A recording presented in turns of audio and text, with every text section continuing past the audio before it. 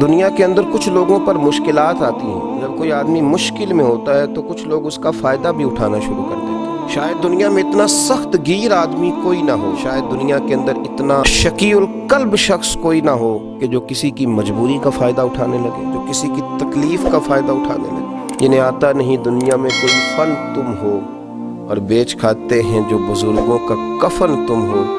اقبال کہنے لگے اتنے بھی سخت لوگ ہوتے ہیں جو میتوں پہ سودے کریں، اور جو اس عالم میں آ کر جب لوگ تکلیف میں ہوں تو وہ اس طرح کے اسباب پیدا کرنا شروع کر دیں کہ تھوڑا سا دنیاوی نفع لینے لگیں.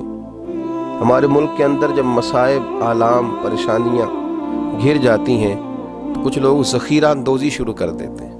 وہ وقت کہ جب لوگوں کو خزانوں کے منہ کھول دینے چاہیے تھے، جب لوگوں کو چاہیے تھا کہ وہ اپنی اصل رقم بھی، اصل زر بھی کوشش کرتے کہ وہ لوگوں کے حوالے کریں اور تکلیف اور دکھ کے وقت نکلیں، اس موقع پر کچھ لوگ ذخیرہ اندوزی کرتے ہیں، مجبوریاں خریدتے ہیں، تکلیفوں پر سودے بازی کرتے ہیں. سمجھتے ہیں کہ شاید آج سامنے والا تکلیف میں ہے تو میں کبھی تکلیف میں نہیں آؤں گا. دشمن مرے تو خوشی نہ کریے، سجنا بھی مر جانا ہے، دیگر تے دن آیا محمد ہور کڑی نو ڈوب جانا ہے. یہ وقت بدلتا رہتا ہے، آزمائشیں آتی ہیں تو ذخیرہ اندوزی کرنا، قیمتیں بڑھانے کے لیے مال کو چھپا لینا، ضرورت مندوں کے قریب چیزوں کو نہ جانے دینا.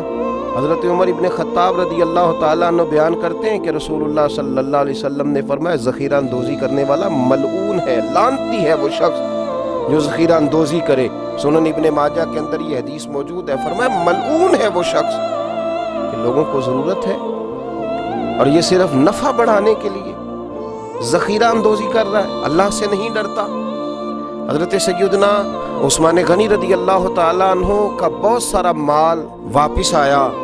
مدینے میں قرب و جوار میں شدید قحط کا عالم تھا، خشکی تھی، بارشیں نہیں ہوتی تھیں، لوگ تکلیف میں تھے.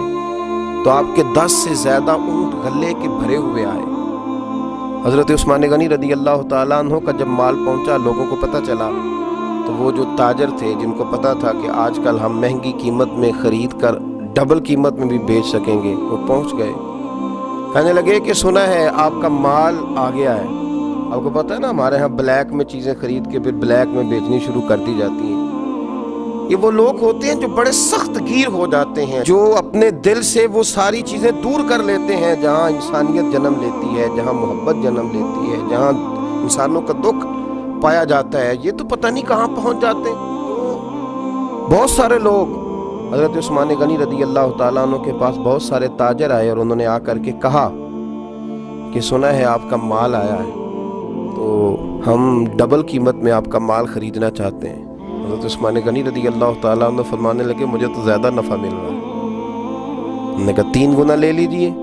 فرمایا نہیں، مجھے تو اس سے بھی زیادہ مل رہا ہے. 4 گنا. ہم مال نہیں دیکھتے، آپ کے جتنے اونٹ مال کے بھرے ہوئے آئے ہیں کسی علاقے سے، تو آپ 4 گنا نفع لے لیں. تو حضرت عثمان غنی فرمانے لگے نہیں بھائی، مجھے تو 10 گنا مل رہا ہے اور مجھے تو امید ہے 700 گنا بھی ملے گا. جناب وہ کون سا آدمی ہوگا جو آپ کو 700 گنا 10 گنا اتنا بڑا نفع ہماری بس میں نہیں ہے. حضرت عثمان غنی سے وہ لوگ کہنے لگے آپ تو بڑی دور ہی نکل گئے ہیں، اب تو لمبا ہاتھ مارنے کے چکر میں ہیں. جناب عثمان غنی فرمانے لگے تم جاؤ. لوگ چلے گئے. شرم و حیا کے اس پیکر نے، میرے نبی پاک علیہ السلام کے تربیت یافتہ اس تاجر نے، یہ بھی مالدار تھے، انہیں بھی نفع کمانا آتا تھا، یہ بھی مارکیٹ میں رہتے تھے، ان کو بھی پتا تھا کہ آج ہی تو لوگ الجھے ہوئے ہیں، آج ہی تو لوگوں کی مجبوریاں خریدی جا سکتی ہیں. تو جناب عثمان غنی نے اعلان فرمایا جن جن غریبوں کے پاس غلہ نہیں ہے وہ آ جائے. عثمان نے خزانوں کے منہ کھول دیے ہیں، لوگ دوڑے آئے. وہ خزانہ لوگ اٹھا کے لے جانے لگے تو تاجر آئے، کہنے لگے عثمان تم تو کہہ رہے تھے 10 گنا ملتا ہے اور امید ہے 700 گنا تک بھی ملے گا، اور یہاں تم نے دروازہ کھول دیا ہے غریبوں لاچاروں کے لیے. جناب عثمان غنی رو پڑے، فرمانے لگے یہی تو میری اور تمہاری سوچ میں فرق ہے. کسی انسان کی اوقات نہیں کہ وہ 4 گنا سے زیادہ دے سکے، لیکن میرے رب کا وعدہ ہے کہ تم میرے رستے میں 1 دو گے تو میں تمہیں 70 بھی دوں گا، میں تمہیں 700 بھی دوں گا. فرمایا میں نے غریبوں پہ اس نیت سے لوٹایا ہے کہ زندگی میں نفع بڑے کمائے ہیں، پر اب جو نفع لینا ہے وہ بندوں سے نہیں، اپنے رب کریم سے لینا ہے۔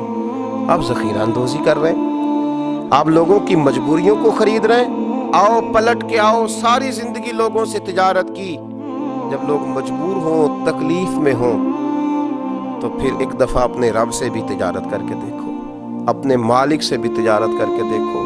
اور جو رب سے تجارت کرتا ہے اسے پھر صرف دنیا کا نفع نہیں ملتا، اللہ اسے دین، دنیا اور آخرت کے نفع عطا فرمایا کرتا ہے۔ اللہ سمجھنے کی توفیق عطا فرمائے۔